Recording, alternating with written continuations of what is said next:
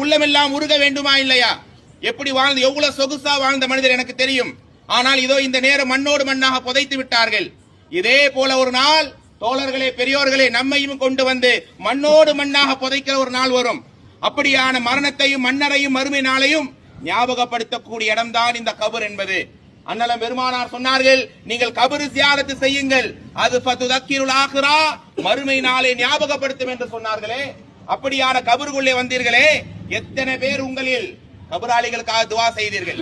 எத்தனை பேருடைய கண்கள் அழுத கண்களாக இங்கே இருக்கிறது? எத்தனை பேருடைய உள்ளங்கள் நடுங்கிய உள்ளங்களாக இருக்கிறது?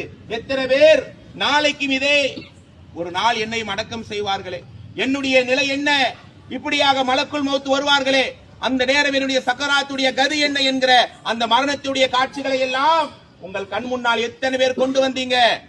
குறைந்தது மன்னரைக்குள் வரும்போது அஸ்ஸலாமு அலைக்கும் யா அஹ்லல் குபூர், ஓ மன்னரை வாசிகளே, அல்லாஹ்வுடைய சாந்தி உங்கள் மீது உண்டாகட்டும், நீங்கள் முந்தி விட்டீர்கள், நாங்கள் பிந்தி வந்து கொண்டு இருக்கிறோம், உங்களுக்கும் எங்களுக்கும் நலவை கேட்கிறோம் என்கிற பிரார்த்தனையாவது இங்கே எத்தனை பேர் நாம் ஓதினோம் என்பதை கொஞ்சம் கவலையோடு யோசித்து பாருங்கள். எல்லாரும் ஓதிருப்பீங்க. ஆனால் யதார்த்தம் என்ன? மன்னரையிலே நிற்கக்கூடிய நேரம் நம்முடைய உள்ளமெல்லாம் நடுநடுங்க வேண்டும்.